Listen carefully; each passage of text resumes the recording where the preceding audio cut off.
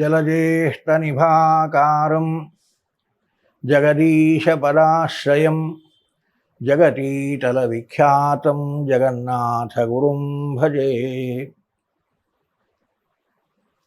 ಹರಿಕಥಾಮೃತಸಾರ ಗುರುಗಳ ಕರುಣದಿಂದಾಪನಿತು ಪೇಳುವೆ, ಪರಮ ಭಗವದ್ಭಕ್ತರಿದನಾದರದಿ ಕೇಳುವರು. ಇಟ್ಟಿಕಲ್ಲನು ಭಕುತಿಯಿಂದಲಿ ಕೊಟ್ಟ ಭಕುತಗೆ ಮೆಚ್ಚಿ ತನ್ನನೆ ಕೊಟ್ಟ, ಬಡ ಬ್ರಾಹ್ಮಣನ ಒಪ್ಪಿಡಿ ಅವಲಿಗಖಿಲಾರ್ಥ. ಕೆಟ್ಟ ಮಾತುಗಳನ್ನೆಲ್ಲ ಚೈದ್ಯನ ಹೊಟ್ಟೆಯೊಳಗಿಂಬಿಟ್ಟ, ಬಾಣದಲ್ಲಿಟ್ಟ ಭೀಷ್ಮನ ಅವಗುಣಗಳೆಣಿಸಿದನೆ ಕರುಣಾಳು. ಕರುಣಾಸಂಧಿಯ 12ನೆಯ ಪದ್ಯವನ್ನು ನಾವು ನಿನ್ನೆ ಚಿಂತನೆ ಪ್ರಾರಂಭ ಮಾಡಿದ್ದೀವಿ. ಪುಂಡಲೀಕನ ಕಥೆಯನ್ನು ಚಿಂತನೆ ಮಾಡುತ್ತಾ ಇದ್ದೀವಿ. ಪಾಂಡುರಂಗ ಕ್ಷೇತ್ರ ಮಹಾತ್ಮೆಯಲ್ಲಿ ಈ ಕಥೆ ತುಂಬ ವಿಸ್ತಾರವಾಗಿ ಬಂದದ್ದನ್ನು ಪದ್ಮನಾಭದಾಸರು ನಮಗೆ ಸಂಗ್ರಹಿಸಿ ಅನುಗ್ರಹಿಸಿದ್ದಾರೆ. ಪುಂಡಲೀಕ ಆ ನದಿ ಅಭಿಮಾನಿ ದೇವತೆಗಳ ವಿಚಾರವನ್ನು ಕೇಳಿ ತಾನು ಕೂಡ ಕುಕ್ಕಟ ಮುನಿಗಳನ್ನು ದರ್ಶನ ಪಡೆಯಬೇಕು, ಅವರನ್ನು ಸೇವಿಸಬೇಕು ಅಂತ ಹೋದವ ಆಶ್ರಮವನ್ನು ಕಾಣಲಿಲ್ಲ, ಋಷಿಗಳನ್ನೂ ಕಾಣಲಿಲ್ಲ.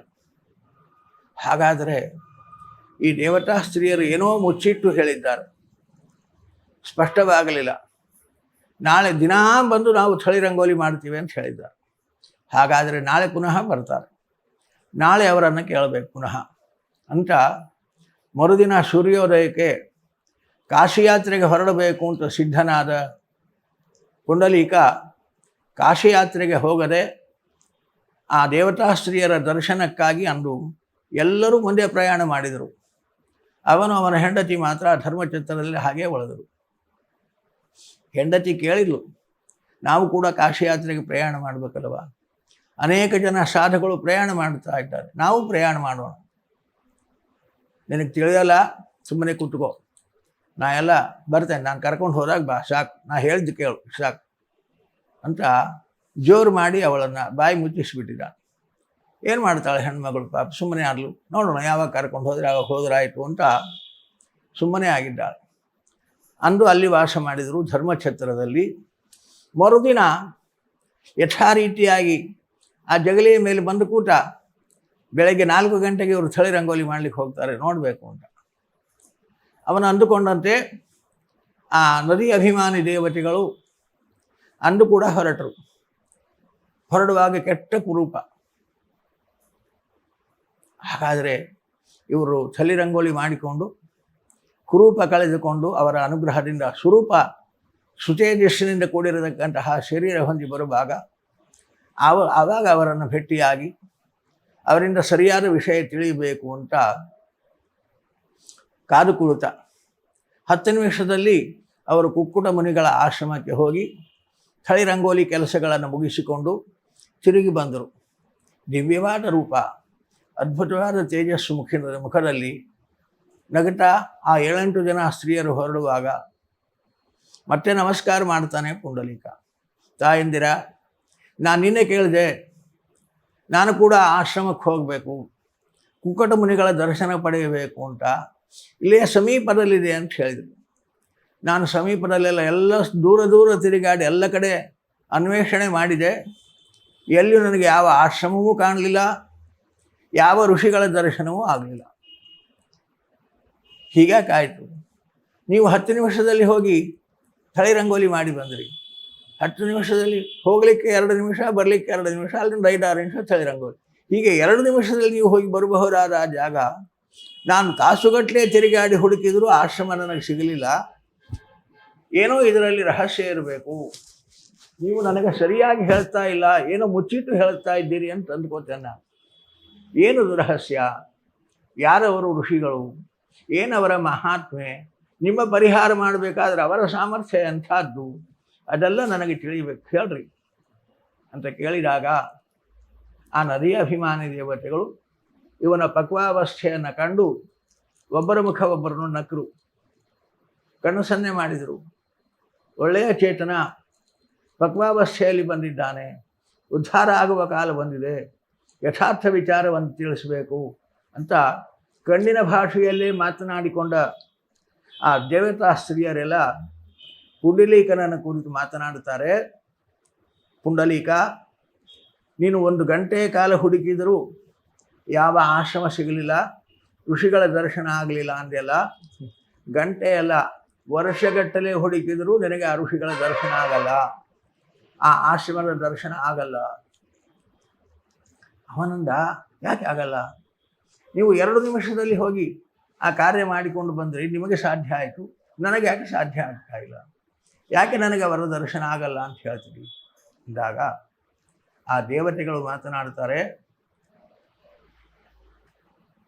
ಪುಂಡಲೀಕ, ನೀನು ಮಹಾಪಾಪಿಷ್ಠ, ಆದ್ದರಿಂದ ಆ ಋಷಿಗಳ ದರ್ಶನ ಅಲ್ಲ, ಆಶ್ರಮದ ದರ್ಶನವೂ ನಿನಗಾಗಲ್ಲ. ಅವನಿಗೆ ಆಶ್ಚರ್ಯ, ಸಾವಿರಾರು ಜನ ಮಾಡಿದ ಮಹಾಪಾಪಗಳನ್ನು ನಿಮ್ಮ ನದಿಯಲ್ಲಿ ಬಿಟ್ಟು ಹೋಗ್ತಾರೆ ಅಂತೀರಿ, ಆ ಪಾಪವನ್ನು ಅವರು ಪರಿಹಾರ ಮಾಡ್ತಾರೆ. ನೀವು ಪಾಪಿಷ್ಠರಲ್ವಾ, ನಿಮ್ಮ ಪಾಪಗಳನ್ನು ಅವರು ಪರಿಹಾರ ಮಾಡ್ತಾರೆ. ನಾನು ಪಾಪಿಷ್ಠನಾದರೆ ದರ್ಶನ ಕೊಟ್ಟು ನನ್ನ ಪಾಪವನ್ನು ಪರಿಹಾರ ಮಾಡಬಹುದಲ್ಲ ಅವರು ಅಂತ ಆಕ್ಷೇಪಿಸಿದಾಗ ಆ ನದಿ ಅಭಿಮಾನಿ ದೇವತೆಗಳು ಹೇಳ್ತಾರೆ, ನೀನು ಮಾಡಿದ ಪಾಪ ಅದು ಮಹಾಪಾಪ, ಅಲ್ಪ ಸ್ವಲ್ಪವಾದ ಪಾಪವಲ್ಲ, ಅವರ ಅಪಾರ ಪುಣ್ಯ ನಿಧಿಗಳು, ಅಂತಹ ಪುಣ್ಯಾತ್ಮ ದರ್ಶನ ನಿನಗಾಗಲ್ಲ, ಮಹಾಪಾಪಿಷ್ಠ ಅಂತ ಅವರು ಮತ್ತೆ ಇವನಿಗೆ ಅರ್ಥ ಆಗಲಿಲ್ಲ. ಆಗ ಆ ನದಿ ಅಭಿಮಾನಿ ದೇವತೆಗಳು ಮಾತನ್ನು ಮುಂದುವರಿಸಿ ಅವನಿಗೆ ಅರ್ಥವಾಗುವಂತೆ ಹೇಳ್ತಾರೆ, ಕುಕ್ಕಟ ಮುನಿಗಳು ನಮ್ಮ ಅಪಾರವಾದ ಪಾಪಗಳನ್ನು ಪರಿಹಾರ ಮಾಡುವ ಪುಣ್ಯ ಅವರಿಗೆ ಎಲ್ಲಿಂದ ಅಂದರೆ, ಅವರು ತಮ್ಮ ವೃದ್ಧರಾಗಿರತಕ್ಕಂತಹ ತಂದೆ ತಾಯಿಗಳನ್ನು ಅನನ್ಯವಾಗಿ ಸೇವಿಸ್ತಾರೆ. ಅದೇ ಒಂದು ದೊಡ್ಡ ಭಗವತ್ ಪೂಜೆ ಅಂತ ಮಾಡ್ತಾರೆ. ಯಾವ ಕಾಲಕ್ಕೂ ಅವರಿಗೆ ಮನಸ್ಸು ಬೇಸರ ಆಗದಂತೆ ನಡ್ಕೊತಾರೆ. ಅವರ ಸರ್ವವಿಧವಾಗಿರತಕ್ಕಂತಹ ಪ್ರಾತಃ ಪ್ರಭೃತಿ ಸಾಯಾಂತವಾಗಿ ನಡೆಯತಕ್ಕಂತಹ ಎಲ್ಲ ಸೇವೆಗಳನ್ನು ಭಕ್ತಿಯಿಂದ ಮಾಡುವ ತಂದೆ ತಾಯಿಗಳಲ್ಲಿ ಅಪಾರವಾದ ಭಕ್ತಿ ಶ್ರದ್ಧೆ ಉಳ್ಳ ಮಹಾ ಋಷಿಗಳವರು. ನೀನು ತಂದೆ ತಾಯಿಗಳನ್ನು ನಿಕೃಷ್ಟವಾಗಿ ಕಂಡ ಮಹಾಪಾಪಿ, ತಂದೆ ತಾಯಿಗಳ ಮಾತನ್ನು ಒಂದು ದಿನ ಕೇಳಿದವನಲ್ಲ, ತಂದೆ ತಾಯಿಗಳಿಗಾಗಿ ತ್ಯಾಗ ಮಾಡಿದವನಲ್ಲ, ತಂದೆ ತಾಯಿಗಳ ಸೇವೆ ಮಾಡಿದವನಲ್ಲ, ಒಂದು ದಿನವೂ ಅವರಿಗೆ ಹಿತವಾದ ಮಾತನಾಡಿದವನಲ್ಲ. ನಿನ್ನಂತಹ ಪರಮ ಪಾಪಿಷ್ಠನಿಗೆ ಮಹಾ ತಂದೆ ತಾಯಿಗಳ ಭಕ್ತರಾದ ಕುಕ್ಕುಟ ಮುನಿಗಳ ದರ್ಶನ ಹೇಗೆ ಆದೀತು? ಪಾಪಿಷ್ಠ, ಹೊರಟೋಗು ಅಂದರೂ ಅದೃಶ್ಯರಾಗಿಬಿಟ್ರು ದೇವತೆಗಳು. ಮನಸ್ಸಿನ ಪರಿವರ್ತನೆಯ ಕಾಲ ಪುಂಡಲೀಕನಿಗೆ ಬಂದಿತ್ತು. ಪಶ್ಚಾತ್ತಾಪಪಟ್ಟ, ಎಂತಹ ಪಾಪಿ ನಾನು, ತಂದೆ ತಾಯಿಗಳನ್ನು ಸೇವಿಸದೇ ಹೋದೆ, ಇಂತಹ ಮಹಾಪಾಪ ಘಟನೆ ನನಗಾಯಿತು, ಋಷಿಗಳ ದರ್ಶನ ನನಗಾಗಲಿಲ್ಲ, ದೇವತೆಗಳು ನನ್ನನ್ನು ಉದ್ಧಾರ ಮಾಡಿದರು, ಒಳ್ಳೆಯ ಮಾರ್ಗದರ್ಶನ ನನಗೆ ಮಾಡಿಸಿದರು, ಇನ್ನಾದರೂ ನಾನು ಉದ್ಧಾರವಾಗಬೇಕು, ತಂದೆ ತಾಯಿಗಳನ್ನು ಸೇವಿಸಿ ಸರ್ವತೋಮುಖವಾಗಿ ಅವರೇ ಸರ್ವಸ್ವ ಅಂತ ಅವರನ್ನು ನಾನು ಕೈ ಹಿಡಿದು ನಡೆಸಿ ಅವರ ಅನುಗ್ರಹಕ್ಕೆ ಪಾತ್ರನಾಗಬೇಕು. ಅದೇ ಭಗವಂತನ ಸೇವೆ, ಅದೇ ಕಾಶಿ ಯಾತ್ರೆ, ಅದೇ ಗಂಗಾ ಸ್ನಾನ. ತಂದೆ ತಾಯಿಗಳನ್ನು ತಿರಸ್ಕರಿಸಿದ ಕಾಶಿ ಯಾತ್ರೆಗೆ ಅರ್ಥವಿಲ್ಲ, ತಂದೆ ತಾಯಿಗಳನ್ನು ತಿರಸ್ಕರಿಸಿದ ಗಂಗಾ ಸ್ನಾನಕ್ಕೆ ಅರ್ಥವಿಲ್ಲ. ಆ ತಂದೆ ತಾಯಿಗಳ ಸೇವೆ ನನಗೆ ಸರ್ವಸ್ವ, ಅದೇ ಕಾಶಿ ಯಾತ್ರೆ, ಅದೇ ಗಂಗಾ ಸ್ನಾನ, ಅಲ್ಲೇ ಸಕಲ ತೀರ್ಥ ಯಾತ್ರೆಗಳ ಪುಣ್ಯ ಅಂತ ಭಾವಿಸಿ ಪುಂಡಲೀಕ ಪಶ್ಚಾತ್ತಾಪ ಮನಸ್ಸಿನಿಂದ ಧರ್ಮಶಾಲೆಯ ಒಳಗೆ ಬಂದಿದ್ದ. ಹೆಂಡತಿ ಪ್ರಯಾಣಕ್ಕಾಗಿ ಸಿದ್ಧರಾಗಿ ಕೂತಿದ್ಲು. ತನ್ನ ಗಂಡ ಬಂದದ್ದನ್ನು ನೋಡಿ ಎದ್ದು ನಿಂತು ಪ್ರಯಾಣ ಮಾಡೋಣವಾ? ಪುಂಡಲೀಕ ಅಂದ, ನಡಿ ಪ್ರಯಾಣ ಮಾಡೋಣ, ಹೋಗೋಣ ನಡಿ. ಛತ್ರದಿಂದ ಹೊರಗಡೆಗೆ ಬಂದ ಪುಂಡಲೀಕ ತನ್ನ ಊರಿನ ದಾರಿಯಲ್ಲಿ ನಡೆದ. ಕಾಶಿಯ ದಾರಿಯಲ್ಲಿ ಹೋಗಬೇಕಾಗಿತ್ತು, ಹೊರಟದ್ದು ಕಾಶಿ ಯಾತ್ರೆಗೆ. ಆದರೆ ಕಾಶಿಯ ದಾರಿಯಲ್ಲಿ ಹೋಗದೆ ತನ್ನ ಊರು ಕಡೆ ದಾರಿ ಹಿಡಿದ. ಏನೋ ವ್ಯತ್ಯಾಸ ಆಗಿರಬೇಕು, ನಿದ್ರೆ ಆಗ್ಯದ ಇಲ್ಲ ರಾತ್ರಿ, ವ್ಯತ್ಯಾಸ ಮಾಡಿಕೊಂಡು ಏನೋ ದಾರಿ ಬದಲೇ ಆಯಿತು ಅಂದ್ಕೊಂಡು ಹೆಂಡತಿ ಜ್ಞಾಪಕ ಮಾಡಲಿ, ಅದು ನಮ್ಮ ಊರು ದಾರಿ, ನಾವು ಕಾಶಿ ಯಾತ್ರೆಗೆ ಹೋಗಬೇಕಾದ್ರೆ ಈ ದಾರಿಯಲ್ಲಿ, ನೀವು ತಪ್ಪಿ ವಿರುದ್ಧ ದಿಕ್ಕಿನಲ್ಲಿ ಹೊರಟಿದ್ದೀರಿ, ಕಾಶಿ ಬರಲ್ಲ, ಅಲ್ಲಿ ಹೋದರೆ ಹೀಗೆ ಹೋಗಬೇಕು. ಪುಂಡಲೀಕಾಂಡ, ನಾನು ಯಾವ ದಾರಿಯಲ್ಲಿ ಹೋಗ್ತೀನೋ ಅದೇ ಕಾಶಿ ಯಾತ್ರೆ ದಾರಿ. ನನ್ನ ಕಾಶಿ ಅಲ್ಲೇ ಅದ, ಇಲ್ಲಿಲ್ಲ. ಈ ದಾರಿಯಲ್ಲೇ ನನಗೆ ಕಾಶಿ, ಈ ದಾರಿಯಲ್ಲಿ ಹೋದರೆ ನನಗೆ ಗಂಗಾ, ಎಲ್ಲ ಅಲ್ಲೇ ಸಿಗ್ತದೆ, ಬಾ ಸುಮ್ಮನೆ ಅಂದ. ಆಯಿತು ನೋಡಿ, ಊರು ಕಡೆ ಹೊರಟಿದ್ದಾರೆ. ಮುಪ್ಪಿನ ಅತ್ತೆ ಮಾವಂದರನ್ನು ಬಿಟ್ಟು ಬಂದಿದ್ದೀವಿ, ಒಳ್ಳೆಯದಾಯಿತು, ದೇವರೇನು ಒಳ್ಳೆ ಬುದ್ಧಿ ಕೊಟ್ಟನೋ ನನ್ನ ಗಂಡಗೆ ಅಂತ ಸಂತೋಷದಿಂದ ಗಂಡನನ್ನು ಅನುಸರಿಸಿ ಬಂದರೆ ಪುಂಡಲೀಕ ಸೀದಾ ತನ್ನ ಮನೆಗೆ ಬಂದ. ವೃದ್ಧರಾದ ತಂದೆ ತಾಯಿಗಳು ಕೈಲಾಗರೆ ಕೊಟ್ಟಿದ್ದಾರೆ. ಸರಿಯಾದ ಅಶನ ವಶನಗಳಿಲ್ಲ, ಸಕಾಲಕ್ಕೆ ಆಗಬೇಕಾದ ಸೇವೆ ಮಾಡುವವರಿಲ್ಲ, ಕಂಗಾಲಾಗಿ ಕೊಟ್ಟಿದ್ದು. ಪುಂಡಲೀಕ ತಾನು ಮಾಡಿದ ಪಾಪಕ್ಕೆ ಪಶ್ಚಾತ್ತಾಪಪಟ್ಟು ಓಡಿ ಬಂದು ತಂದೆ ತಾಯಿಗಳಿಗೆ ನಮಸ್ಕಾರ ಮಾಡಿದ. ಅಮ್ಮ ಅಂತ ಪ್ರೀತಿಯಿಂದ ಕೂಗಿದ. ಯಾವ ತಾಯಿಗೆ ಅಂತಃಕರಣ ಬರಲಿಕ್ಕಿಲ್ಲ. ಮಗನಿಗೇನೋ ಪರಿವರ್ತನೆ ಆಗಿದೆ, ಎಂದೂ ಪ್ರೀತಿಯಿಂದ ಹೀಗೆ ಕರೆದವನಲ್ಲ, ಇವತ್ತೇನೋ ಪರಿವರ್ತನೆ ಆಗಿದೆ ಎನ್ನುವ ಸಂತೋಷದಲ್ಲಿ, ಕಾಶಿ ವಿಶ್ವನಾಥ ಅನುಗ್ರಹ ಮಾಡಿದ ಅನ್ನುವ ಭಾವನೆಯಲ್ಲಿ ಆ ಮಗನನ್ನು ಬಿಗಿದಪ್ಪಿ ಅವನು ಮಾಡಿದ ಎಲ್ಲ ತಪ್ಪುಗಳನ್ನು ಕ್ಷಮಿಸಿ ತಾಯಿ ಪ್ರೀತಿಯಿಂದ ಮಾತನಾಡಿಸ್ತಾಳೆ ಪುಂಡಲೀಕನನ್ನು. ಪುಂಡಲೀಕ, ಕಾಶಿ ಯಾತ್ರೆ ಮಾಡಿದ್ಯಾ? ಗಂಗಾ ಸ್ನಾನ ಮಾಡಿ ಬಂದೇನಪ್ಪ, ಒಳ್ಳೆ ಕೆಲಸ ಮಾಡಿದ್ವಿ. ಪುಂಡಲೀಕ ಅಂದ, ಅಮ್ಮ ನಾನು ಕಾಶಿ ಯಾತ್ರೆ ಮಾಡಿದ್ದಲ್ಲ, ಇನ್ನು ಮುಂದೆ ನನ್ನ ಕಾಶಿ ಯಾತ್ರೆ ಪ್ರಾರಂಭ. ನಿತ್ಯ ಕಾಶಿ ಯಾತ್ರೆ, ನಿತ್ಯ ಗಂಗಾ ಸ್ನಾನ, ಅದನ್ನು ಮಾಡಲಿಕ್ಕೆ ನಾನು ಬಂದಿದ್ದೀನಿ. ತಂದೆ ತಾಯಿಗಳಿಗೆ ಆಶ್ಚರ್ಯ, ಏನು ಮಾತನಾಡ್ತಾ ಇದ್ದಾನೆ, ಒಗಟಿನಂತೆ ಮಾತಿತ್ತು. ಅವರಿಗೆ ಅರ್ಥವಾಗಲಿಲ್ಲ. ತಿಳಿಸಿ ಹೇಳಿದ, ನಾನು ಅಪರಾಧ ಮಾಡಿದೆ. ತಂದೆ ತಾಯಿಗಳಿಗಿಂತ ದೊಡ್ಡದಾಗಿರತಕ್ಕಂತಹ ತೀರ್ಥಯಾತ್ರೆ ಇಲ್ಲ, ತಂದೆ ತಾಯಿಗಳ ಸೇವೆಗಿಂತ ದೊಡ್ಡದಾಗಿರತಕ್ಕಂತಹ ಗಂಗಾ ಸ್ನಾನ ಇಲ್ಲ. ಅದು ನನಗೆ ಅರ್ಥವಾಗಲಿಲ್ಲ. ಅದು ಅರ್ಥ ಆಗದೆ ನಾನು ನಿಮ್ಮನ್ನು ಬೇಸರ ಆಗುವಂತೆ ನಡೆಸಿಕೊಂಡೆ. ಒಂದು ದಿನವೂ ಶ್ರದ್ಧೆಯಿಂದ ನಿಮ್ಮನ್ನು ಮಾತನಾಡಿಸಲಿಲ್ಲ, ಪ್ರೀತಿಯಿಂದ ನಿಮ್ಮ ಕರೆಗೆ ಒಕ್ಕಟ್ಟು ಬಂದು ನಿಮ್ಮನ್ನು ಮಾತನಾಡಿಸಲಿಲ್ಲ. ನಿಮಗೆ ಬೇಕಾದ ಸೇವೆಯನ್ನು ಮಾಡದೆ ಹೋದ ಮಹಾಪಾಪಿ ನಾನು. ಆ ಗಂಗಾದೇವಿಯೇ ನನಗೆ ದರ್ಶನ ಕೊಟ್ಟು ಇದನ್ನು ತಿಳಿಸಿ ಹೇಳಿದ್ಲು. ತಂದೆ ತಾಯಿಗಳನ್ನು ಅಲಕ್ಷ್ಯ ಮಾಡಿದ ನೀನು ಮಹಾಪಾಪಿ, ಯಾವ ಗಂಗಾ ಸ್ನಾನ ಮಾಡಿದರೂ ನಿನ್ನ ಪಾಪ ಪರಿಹಾರ ಆಗಲಾರದು. ನಿನಗೆ ಉದ್ಧಾರ ಆಗಬೇಕು ಅನ್ನುವ ಮನಸ್ಸಿದ್ರೆ ಹೋಗಿ ತಂದೆ ತಾಯಿಗಳ ಸೇವೆ ಮಾಡು ಅಂತ ಅವಳೇ ತಿಳಿಸಿ ಹೇಳಿದ್ಲು. ತಾಯಿ, ನನ್ನ ಅಪರಾಧ ನನಗೆ ಗೊತ್ತಿರಲಿಲ್ಲ, ತಿಳಿಯದೇ ಆದ ಅಪರಾಧ, ಕ್ಷಮಿಸು. ನಾನಿನ್ನು ಯಾವ ಯಾತ್ರೆ ಹೋಗಲ್ಲ, ಯಾವ ತೀರ್ಥ ಸ್ನಾನ ಇಲ್ಲ.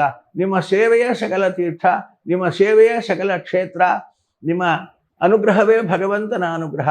ನೀವು ದಯ ತೋರಿಸಿದರೆ ಅದೇ ಪಾಂಡುರಂಗನ ದಯ ಅಂತ ಭಾವಿಸಿ ನಿಮ್ಮನ್ನು ಸೇವೆ ಮಾಡ್ತೇನೆ. ನಿಮ್ಮನ್ನು ಅಲಕ್ಷಿಸಿ ಮಾಡಿದ ಜೀವನಕ್ಕಾಗಿ ಪಶ್ಚಾತ್ತಾಪಪಟ್ಟು ನಿಮ್ಮಲ್ಲಿ ಕ್ಷಮೆ ಕೇಳ್ತಾ ಇದ್ದೀನಿ, ಕ್ಷಮಿಸ್ರಿ ಅಂತ ಸಾಷ್ಟಾಂಗ ನಮಸ್ಕಾರ ಮಾಡಿ ಪ್ರಾರ್ಥನೆ ಮಾಡಿದ್ದೇನೆ. ಹೀಗೆ ಪ್ರಾರ್ಥನೆ ಮಾಡಿದಾಗ ಯಾವ ತಂದೆ ತಾಯಿಗಳಿಗೆ ಸಂತೋಷವಾಗಲಿಕ್ಕಿಲ್ಲ.